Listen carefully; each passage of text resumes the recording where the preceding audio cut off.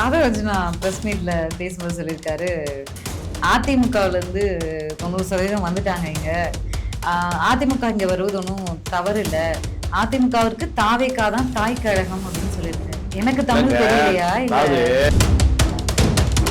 பூனையை கட்டிக்கிட்டு ஜகனம் பார்க்கறன்னு சொல்ற மாதிரி இந்த முற்போக்கு சக்திகள் மதச்சார்பற்ற சக்திகளை வைத்துக் கொண்டு நெடுந்தூரம் பயணிக்க முடியாது என்று ஒரு பயப்படுகிறார்கள். அதனால ஏற்கனவே அதிமுக அடிமையா இருந்து பழக்கப்பட்டவங்க கொண்டு வந்து நம்ம கூட்டத்துல சேர்த்தா அவங்க கொத்தடிமையா இருப்பாங்க. அதிமுகவுடைய வரலாறும் நம்ம வரலாறுமே ரெண்டும் ஒண்ணுதான். ரெண்டும் பிம்ப அரசியல், ரெண்டுமே இமேஜ் பில்டப்ல ஓடுற வண்டி ஓடுறது.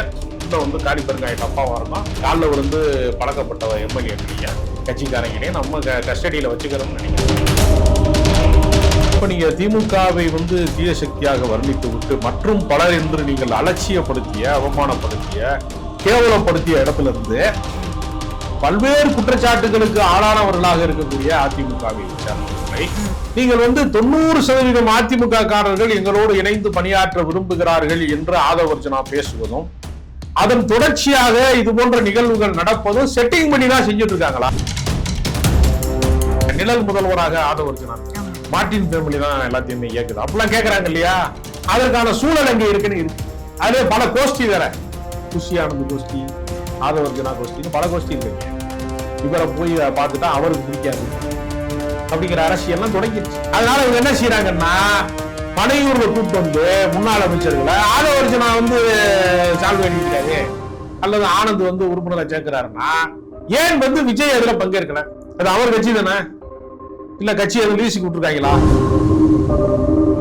ராஜ்யசபா போட்டிக்கான அந்த பேர்ல பிரவீன் சக்கரவர்த்தி முடிஞ்சதுக்கு அப்புறம் அவர் போட்ட ட்வீட்ல வந்து தமிழ்நாடு சமூக நீதி முற்போக்கு கூட்டணின்னு சொல்லி இவங்களெல்லாம் இணைச்சு போட்டிருக்காரு. அந்த கூட்டணியை உடைச்சிட்டு இவங்க இங்க ஒரு கூட்டணி ஃபார்ம் பண்றாங்கன்னு புரிஞ்சுக்கலாமா? திமுக தான் இந்தியா கூட்டணியினுடைய முகமாக இருந்தது. தென்னிந்திய முகமாக மட்டுமல்ல, ராகுல் காந்தியே பிரதமர் வேட்பாளர் என்று முன்மொழிந்தது வரைக்கும் திமுக தலைவர் தான் ஸ்டாலின் தான் அப்படி பேசினார். நம்ம விஜயை வந்து நம்ம தூக்கி பிடிச்சா போதுங்கிற அளவுக்கு அவங்க ஒரு மாற்று முடிவை அவங்க எடுக்கிறாங்க. அப்ப இந்தியா கூட்டணியை யார் உடைக்கிறாங்க? காங்கிரஸ் தான் உடைக்கிறது. உடைச்சிட்டு நீயா வந்து ஒரு பேரை வைக்கிறான், நாங்க சமூக நீதி கூட்டணி ஒண்ணு வைக்க போறோம் அப்படிங்களா பேர் வச்சா? அரசியல் அன்கட் நேயர்களுக்கு வணக்கம். நிகழ்ச்சியில் சிறப்பு விருந்தினராக அரசியல் விமர்சகர் பத்திரிகையாளர் திரு ராஜகம்பீரன் இணைந்திருக்கிறார். பேசலாம். வணக்கம் சார், எப்படி இருக்கீங்க? நல்லா இருக்கேன். ஓகே, இன்னைக்கு பல பேட்டிகளை சொல்லியிருப்போம்னு நினைக்கிறேன். வழக்கமா தேர்தல் நேரத்துல தேர்தல் அந்த ஒரு 1 இயர் பிஸியா போகும். அதுக்கப்புறம் முடிஞ்சு ஆட்சி அமைக்கிற அந்த ஒரு டியூரேஷன் பிஸியா போகும். அப்டேட்ஸ் வந்துட்டே இருக்கும், யார் எந்த துறை அது இதுன்னு பேசிக்கிட்டே இருப்போம். ஆனா இந்த தேர்தல் ரொம்ப வித்தியாசமா இருக்கு. தேர்தலுக்கு முன்னாடியும் ஒரே பிரச்சனையா தான் போச்சு. ஆக்கப்பூர்வமா எதிர்கொண்டாங்களா கூட்டணி வாரியா மக்களை சந்திப்பு அப்படின்னா பிரச்சனையா தான் இருந்துச்சு. தேர்தல் முடிஞ்ச பிறகு அதை விட பிரச்சனையா இருக்கு. இப்ப வரைக்கும் பிரேக்கிங் பார்த்துக்கிட்டு இருக்கோம். அதிமுகவினுடைய முன்னாள் அமைச்சர்கள் தாவேகாவுல போய் தவம் இருந்து இணைஞ்சிருக்காங்க. இன்னைக்கு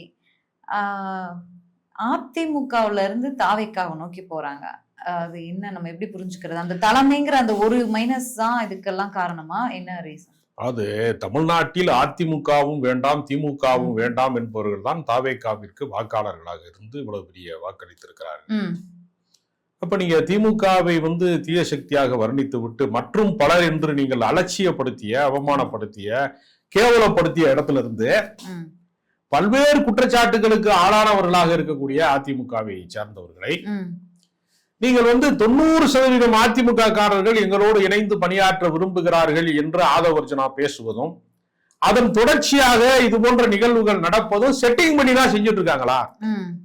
சும்மா வந்து யாராவது ஒரு முன்னாள் அமைச்சர், பல முறை சட்டமன்ற உறுப்பினராக இருந்தவர், மாவட்ட செயலாளராக பணியாற்றியவர், அதிகார பதவிகளிலே, அமைச்சர் பதவிகளிலே அல்லது நாடாளுமன்ற உறுப்பினர் போன்ற அதிகார பதவிகளிலே இருந்தவர்கள் எந்த விதமான எதிர்பார்ப்பும் இல்லாமல் இன்னொரு கட்சிக்கு போவார்களா? தங்களுடைய ஸ்டேட்டஸ வந்து பாதுகாப்பது மட்டுமல்ல, அதை விட ஒரு உயரம் கிடைத்தால் தானே போவாங்க. அப்ப எதற்காக அவர்கள் தாவேகாவுக்கு போகிறார்கள்? திமுக எதிர்ப்பதற்காக போறாங்களா? அப்படி சொல்லிக்கிறவாங்க வெளியில. ஒரு தூய சக்தியை ஆதரிக்கிறோம், தீய சக்தியை எதிர்க்க போறோம், டயலாக் பஞ்ச டயலாக் எல்லாம் பேசுவாங்க. போவதற்கான நோக்கம் என்ன? இவங்க இங்க இருந்து போனாவே அங்க தூய சக்திங்கிறது இடத்துல கேள்விக்குறி வந்துருது இல்ல? அப்ப இன்னொரு அதிமுகவாக, அதாவது ஜெயலலிதா அதாவது ஜெயலலிதா காலத்து அதிமுக, எம்ஜிஆர் காலத்து அதிமுக, என்று பல காலகட்டங்கள் இருக்கிறது. இந்த எடப்பாடி பழனிசாமியினுடைய காலகட்டத்தினுடைய ஒரு அதிமுக ஏறத்தாழ அது ஒரு 10 ஆண்டுகளுக்கு இல்ல, ஒரு 9.5 ஆண்டு, அவர் 4.5 ஆண்டு காலம் ஆட்சியில் இருந்தாரு, 5 ஆண்டு காலம் எதிர்கட்சி தலைவராக இருந்தார். அப்ப இந்த 3 தலைவர்களுக்கு அவர்களுடைய நிலையிலே அவர்கள் இருந்தார்கள். ஜெயலலிதா இருக்கிற வரைக்கும் அவங்களுக்கு அதிகாரத்திற்கு எந்த விதமான பஞ்சமும் கிடையாது. எடப்பாடியும் அதிகாரத்தில் இருக்கிற போது ஒப்பற்ற உலகத்தினுடைய ஒரே ஒரு பொதுச் செயலாளர் அவர் தான், இவங்கெல்லாம் பேசியிருக்காங்க. அப்ப பதவிக்காக அவர்கள் எப்படி கடந்த காலங்களிலே சசிகலாவை கைவிட்டார்களோ இப்பொழுது எடப்பாடி பழனிசாமி கைவிட்டு இங்க போறாங்க. இதை ஏன் அவர்கள் ஊக்கப்படுத்துகிறார்கள்? நீங்க கட்சிக்கு ஆள் பிடிக்க கூடாதுன்னு நம்ம சொல்ல முடியாது. நீங்க தமிழ்நாடு முழுக்க இருக்கக்கூடிய சமூக செயல்பாட்டாளர்கள், சிந்தனையாளர்கள், சோசியல் ஆக்டிவிஸ்டா இருக்கிறவங்க, எத்தனையோ கள போராட்டங்களை சந்திக்கக்கூடியவங்க என்று பல பேரை நீங்க கட்சியில உருவாக்க முடியும்ல. ஒவ்வொருத்தரும் பகுதி சார்ந்த போராட்டங்கள்ல மீத்தேன் எடுக்கக்கூடாதுன்னு, மணல் அள்ளக்கூடாதுன்னு அப்படி போராடக்கூடியவர்கள் எல்லாம் பல ஊர்கள் இருக்காங்க. அப்படிப்பட்டவர்களை எல்லாம் அழைத்து பேசி நீங்கள் இந்த கட்சியை எடுத்து நடத்துங்கன்னு சொன்னா கட்சி தூய்மையான கட்சியா இருக்கும்ல. ஏற்கனவே மணல் மாஃபியாவா இருந்தவன், ஏற்கனவே கனிம வள கொள்ளையில ஈடுபட்டவன், ஏற்கனவே லஞ்சம் வாங்கினவன், கோடிக்கணக்கில் சொத்து சேர்த்தவன், இப்படி குவாரி வச்சிருந்தவன், குவார்டருக்கு பார் வச்சிருந்தவன், எல்லாத்தையும் நீ கொண்டு சேர்த்துட்டு நாங்க ஒரு மாற்று அரசியலை பண்ண போறோம். இது மாதிரியான அரசியலை வேறு கட்சியில செய்யறாங்களா? இப்ப நாம் தமிழர் கட்சி மாதிரி கட்சிலாம் இருக்கு, அவங்க எல்லாம் இந்த மாதிரி ஆட்கள் சேர்க்கிறாங்களா? இல்ல, ஒரே ஒரு டவுட் தான், மக்களுக்கே இந்த டவுட் இருக்கும்னு நினைக்கிறேன். தேர்தலுக்கு முன்னாடி இதை பண்ணியிருந்தா கூட பரவாயில்ல, தேர்தல் முடிஞ்சு பண்றீங்க, சரி அந்த பெரும்பான்மை தேவைப்பட்ட நேரத்துல பண்ணியிருந்தா கூட பரவாயில்ல, பெரும்பான்மை நிரூபிச்சு ஆட்சிக்கும் வந்துட்டீங்க, இதுக்கப்புறம் போய் நீங்க அந்த கட்சியில இருந்து அதிமுகவுல இருந்து ஆளுகளை இழுக்க வேண்டிய அவசியம் உங்களுக்கு என்ன தேவை இருக்கு? நீங்க அரசியல் நடவடிக்கைகளே, ஆட்சி நடவடிக்கைகளே இன்னும் முழுமையா இறங்காம நிறைய தேவைகள் இருக்கு, பட்ஜெட் போடணும், நிறைய வேலைகள் இருக்கு, இந்த நேரத்துல இதெல்லாம் தேவையா? ஏன் இதுக்கு இவ்வளவு இம்பார்ட்டன்ட் கொடுக்குறாங்க? இல்ல, தேவையான்னு நம்ம சொல்ல முடியாது, தேவை இருப்பதனாலதான் அழைக்கிறார்கள். ஏன்னா அவங்ககிட்ட இருக்கிற ஆட்கள் பூராமே அரை டிக்கெட் தான் வச்சிருக்காங்க பூராமே. அரை டிக்கெட்னா அது ஒரு இன்னும் மெச்சூரிட்டி ஆகாதவங்க, போதுமான அளவுக்கு மூளை வளர்ச்சி பெறாதவங்க. நான் சொல்றது கட்சியில இருக்கிறவங்க இல்லையா. இப்ப நீங்க செக்ரட்டரியேட்ட ரசிகர் மன்றமா மாத்திட்டாங்க தெரியுமா உங்களுக்கு? அவர் பேட்டரி கார்ல போகும்போது அவரை பார்த்து விசில் அடிக்கிறவங்க எல்லாம் பின்னாடியே போறாங்க கும்பலா. இது வரைக்கும் தமிழ்நாட்டிற்கு முதலமைச்சராக எவ்வளவு பேர் வந்திருக்காங்க. ஆனா இது மாதிரியான காமெடி காட்சிகளை எல்லாம் நீங்க செக்ரட்டரியேட்ல யாருமே பார்த்ததே கிடையாது. இது உண்மையிலேயே செக்ரட்டரியேட் தானாங்கிறது சந்தேகமா இருக்கு. ரசிகர் மன்றத்தினுடைய ஒரு கிளைக்கழகமாக ஒரு இடத்த திறந்தது மாதிரி, ஒரு ஆபீஸ் திறந்தது மாதிரி அதை நடத்துறாங்க. அப்ப அவர்களுக்கு என்ன சிக்கலா இருக்குன்னா, இதுவரைக்கும் வெற்றி பெற்றால் கூட இதுவரைக்கும் நிர்வாக கட்டமைப்புன்னு ஒண்ணு தாவேகாவுக்கு இருக்கா? தாவேகாவிற்கு என்று ஒவ்வொரு கட்சியிலையும் பல்வேறு அணிகளை உருவாக்குவாங்க. அரசியல்ல தீவிரமாக செயல்படக்கூடியவர்கள், இலக்கிய அணி, தொழிலாளர் அணி, மருத்துவர் அணி, விவசாய அணி, பெண்களுக்கு மகளிர் அணி, இளைஞர் அணி, எல்லாம் பல செக்டார் உருவாக்குவாங்கல்ல. அப்ப பல தளங்களிலே செயல்படுவதற்கான ஆளுமைகளை அழைத்து வருவாங்க. இவங்கள்ட்ட ஆளே இல்ல. நீங்க சின்ன சின்ன பசங்க போறப்ப நீங்க மேயர் பிரியாராஜன் முதல் முறையாக மேயர் ஆகிற போது என்னடா அது காலேஜ் படிக்கிற புள்ள மாதிரி இருக்கு அப்படின்னு கமெண்ட் பண்ணலாம் இருக்கான்ல. அது ஒரே ஒரு விதிவிலக்காக அது இருந்துச்சு. அதே செட்டுல இருக்கிற ஆளப்புறம் கொண்டு வந்து அமைச்சராகிட்டாங்க. இப்ப பல அமைச்சர்கள்லாம் பாத்தீங்கன்னா 30 வயசு 31 வயசு முதல் முறையாக சட்டமன்றத்தை பார்க்காதவங்க, எதையுமே எந்த நிர்வாக பொறுப்பையும் பார்க்காதவங்க. அப்ப தலையும் புரியாம காலும் புரியாம நிறைய பேரு செக்ரட்டரியேட்லாம் அமைச்சருங்கிற போர்டை போட்டுட்டு உட்கார்ந்து இருக்காங்க. அப்ப இவர்களால இதை நடத்த முடியவில்லை, நிர்வாகத்தை நடத்த முடியல. இப்ப விஜய் என்ன செய்யறாருன்னா, தன்னைத்தானே தனிமைப்படுத்தி கொண்டு, நீங்க கொரோனா காலத்துல தான் தனிமைப்படுத்துவாங்க, அவர் செக்ரட்டரியேட்ல நீங்க பாத்தீங்கன்னா அவரை நினைத்த நேரத்தில் அமைச்சர்களே பார்க்க முடியாது. செக்ரட்டரியேட்ல தானே இருக்காரு, அவரை பார்க்க முடியாதுங்க, அமைச்சர்களே பார்க்க முடியாது. அவர் எப்பவுமே எப்படின்னா அவர் விரும்பினா தான் யாரையும் பார்ப்பாரே தவிர அவரை விரும்பி யாரும் பார்க்க முடியாது. அப்படி ஒரு கட்டுப்பாட்டே வச்சிருக்கிறார்.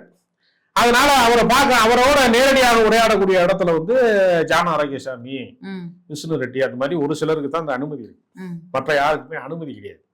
அதனால அவர் தன்னைத்தானே தனிமைப்படுத்திக் கொள்வார். ஒரு முன்னாள் அமைச்சராக இருக்கக்கூடிய கடம்பூர் ராஜு மாதிரி இருக்கிறவங்க, உடுமலை ராதாகிருஷ்ணன் மாதிரி இருக்கிறவங்க எல்லாம், இவங்க எல்லாம் வருகிற போது நீ அதிகாரத்துக்கு வருவதற்கு முன்பே அவர் நீ பிறக்கிறதுக்கு முன்னாடி அரசியல் இருக்கிறவங்க அவங்க எல்லாம் அவர் வருகிற போது வரவேற்கிற இடத்துல கூட, ஒரு சால்வ் அணிவிக்கிற இடத்துல கூட, ஒரு உறுப்பினர் கார்டு கொடுக்கிற இடத்துல கூட விஜய் ஏன் இல்லைன்னு ஒரு கேள்வி இருக்கு. இதே கடம்பூர் ராஜிட்ட போய் நீங்க தலைவா படத்துக்கு ரிலீஸ் ஆகாம இருக்கிற காலத்துல போய் நீங்க எப்படி காத்து கிடந்திருக்கிய? கடந்த காலத்துல நீங்க போய் என்னெல்லாம் போய் நின்றுக்கிய?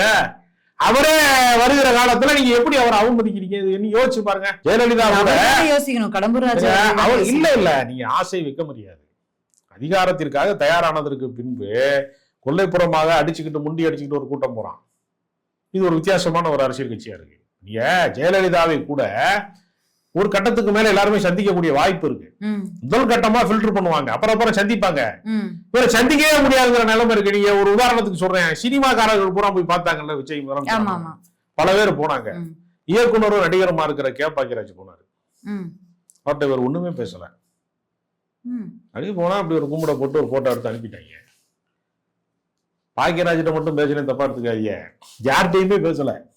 அப்ப அவர் ஒரு ஷோகேஸ் மாதிரி வச்சுக்கிட்டு இவங்க ஏதோ ஒண்ணு பண்ணிட்டு இருக்கிறாங்களாங்கிற சந்தேகம் பல பேருக்கு வருது.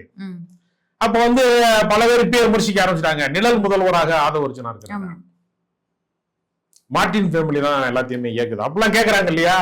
அதற்கான சூழல் அங்க இருக்குன்னு இருக்கு. அதுல பல கோஷ்டி வேற, குஷி ஆனந்த் கோஷ்டி, ஆதவர்ஜனா கோஷ்டின்னு பல கோஷ்டி இருக்கீங்க. இவரை போய் பார்த்துட்டா அவருக்கு பிடிக்காது அப்படிங்கிற அரசியல்லாம் தொடங்கிருச்சு. அதனால இவங்க என்ன செய்யறாங்கன்னா, பனையூர்ல கூப்பிட்டு முன்னாள் அமைச்சர்களை ஆதவர்ஜனா சால்வை அணிவிக்கிறாரு அல்லது ஆனந்த் உறுப்பினரை சேர்க்கிறாருன்னா, ஏன் விஜய் அதுல பங்கேற்கல? அது அவர் கட்சி தானே, இல்ல கட்சி எதுவும் லீஸுக்கு விட்டுருக்காங்களா நீ பாத்துக்கன்னு அப்படின்னு ஒரு கேள்வி இருக்குல்ல. லீஸுக்கு விட்டுருக்காங்களா, வாடகைக்கு விட்டுருக்காங்களா ஒரு கேள்வி இருக்குல்ல. அப்ப அவர் ஒரு கட்சி தலைவராகத்தானே அவர் உணரவே இல்லை. ஏதோ ஒரு அடிக்கிற காத்துல அலையில ஏதோ ஒண்ணு நடந்துருச்சு அப்படித்தான் அவங்க நினைக்கிறாங்களே தவிர, அவர்களுக்கு அந்த பொறுப்புணர்ச்சியை அவர்கள் கையில் எடுத்துக்கொள்ள. அவங்களுக்கு ஏதோ ஒரு சினிமா ஷூட்டிங்ல திடீர்னு ஒரு கெட்டப் சேஞ்ச் மாதிரி வந்துட்டாரு. என்ன செய்யறதுன்னு தெரியல. ஆதவர்ஜனா பிரஸ் மீட்ல பேசும்போது சொல்லியிருக்காரு, அதிமுகவுல 90% வந்துட்டாங்க இங்க, அதிமுக இங்க வருவது ஒன்றும் தவறு இல்ல, அதிமுகவிற்கு தாவேகா தான் தாய் கழகம் அப்படின்னு சொல்லியிருக்காரு. தாவேக்கா 2.5 வருஷம் தான் ஆச்சு. எனக்கு ஒண்ணுமே புரியல. எனக்கு தமிழ் தெரியலையா? திமுக அண்ணாவால உருவாக்கப்பட்டுச்சு. ஆமா, அண்ணா ஒரு லட்சியவாத இளைஞர்களை உருவாக்கி அவர் ஒரு கட்சியை கட்டமைக்கிறார்.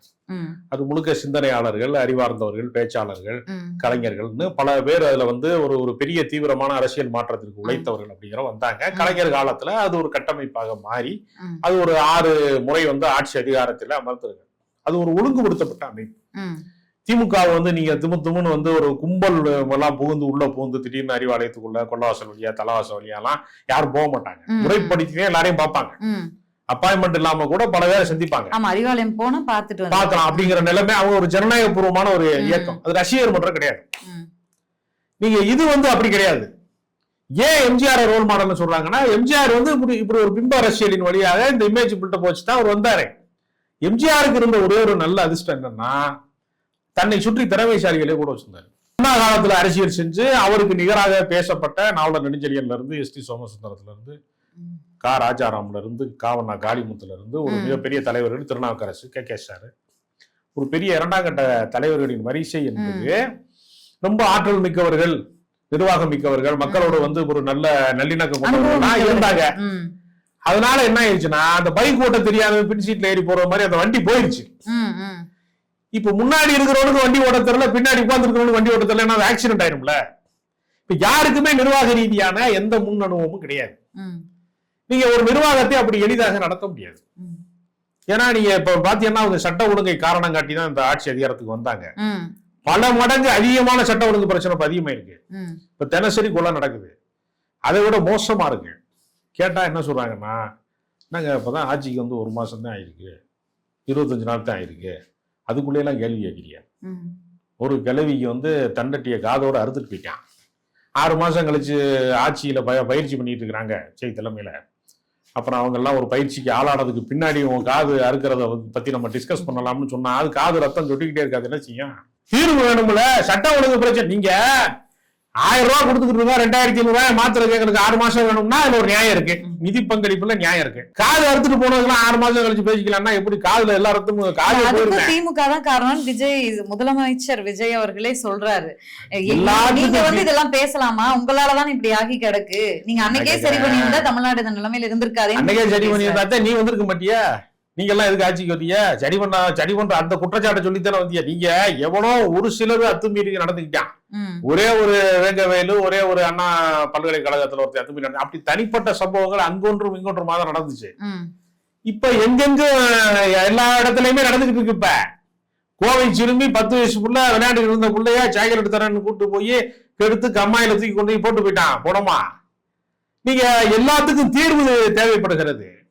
இதை நீங்க நான் சிங்க பெண்கள் படையை உருவாக்க போறேன் இப்படி இந்த சீனை போட்டுக்கிட்டே இருக்கீங்களே தவிர கள நிலவரத்தை நோக்கி நீங்கள் நகரவே இல்லை. இவங்களுக்கு என்னன்னா ஆட்சியை தற்காத்துக் கொள்வதிலே கவனம் செலுத்துகிறார்களே தவிர அவங்களுக்கு என்னதான் ஃப்ளோர் டெஸ்ட் எல்லாம் போய் பெரும்பான்மையெல்லாம் நிரூபிச்சாலும் அவங்களுக்கு நம்பிக்கை இல்லை.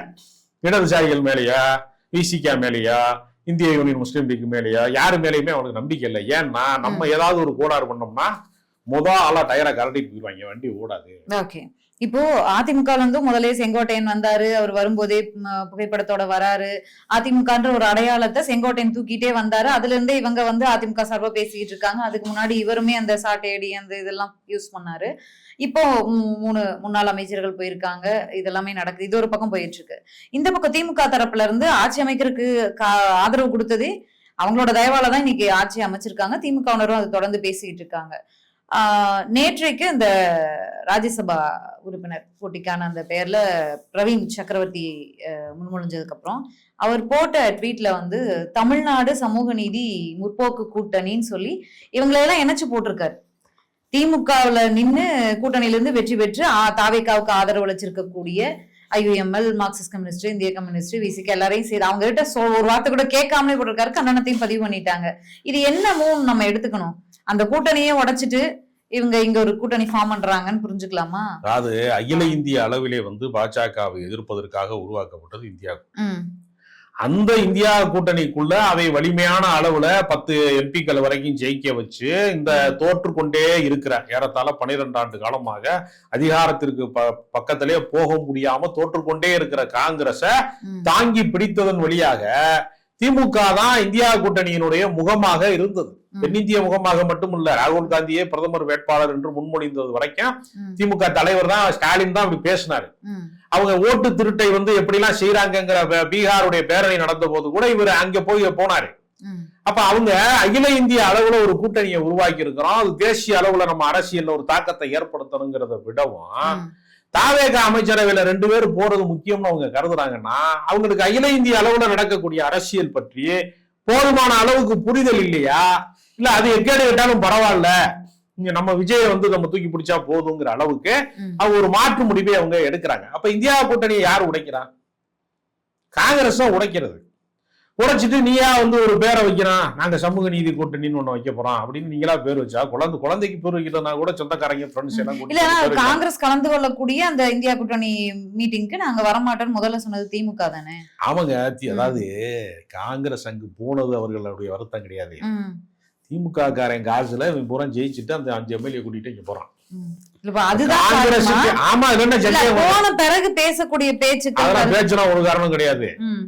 500 கோடி செலவு பண்ணிருக்காங்க. இன்வெஸ்ட் பண்ணது ஒரு ஆளு, அதாவது அந்த எம்எல்ஏ கூட்டி கொண்டு அங்கே முட்டு கொடுக்குறாங்க. ஒரு தொகுதிக்கு 15 இருந்து 20 கோடி வரைக்கும் செலவு பண்ணிருக்கு திமுக. அப்ப நீங்க மொத்தமா நீங்க 27 சீட்டு கணக்கு போட்டீங்கன்னா அது ஒரு 500 கோடி கிட்ட செலவு பண்ணிருக்காங்க. செலவு பண்ணி அவங்க செலவுல யாரு காசுல யாரும் இருக்குல்ல.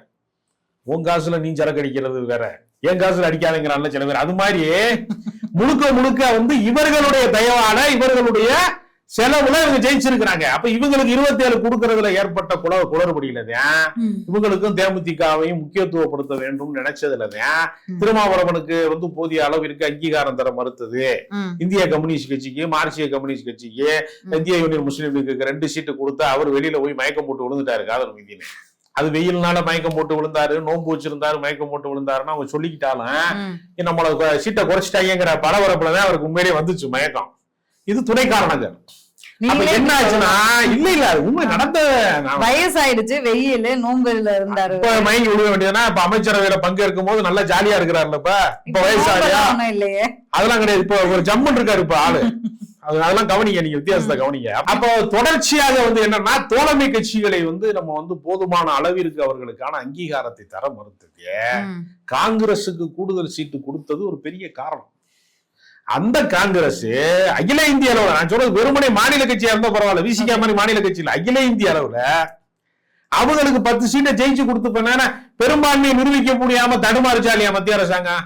சந்திரபாபு நாயுடு, நிதிஷ்குமார் எல்லாம் முட்டு கொடுத்தானே அந்த கவர்மெண்ட் நிக்குது. அப்ப இந்த முட்டு கொடுக்குற இடத்துல பாஜகவுக்கு போய் திமுக முட்டு கொடுத்தா அமைச்சரவையில இடம் கொடுத்திருப்பாங்கல்ல. உனக்கு 2 அமைச்சர் வேணும்னு நீ கூட்டணி விட்டு ஓடுறிய.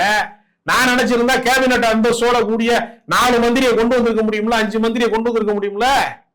எங்களுக்கு அந்த சந்தர்ப்பவாத அரசியல் தெரியாதா அப்படின்னு திமுக கேட்குது.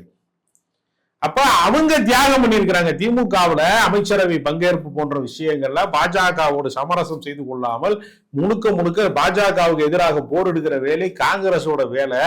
அதை திமுக செஞ்சிருக்கு. அவன் அதை பத்தி எந்த கணக்குமே பார்க்காம 2 பேருக்கு மந்திரி கொடுக்குறாங்கன்னு கிளம்பிட்டு போயிட்டேன்னா உங்ககிட்ட அரசியல்ல என்ன விசுவாசம் இருக்கிறது, என்ன நாணயம் இருக்கிறது, என்ன யோக்கியதை இருக்குதுன்னு ஒரு கேள்வி இருக்குல்ல.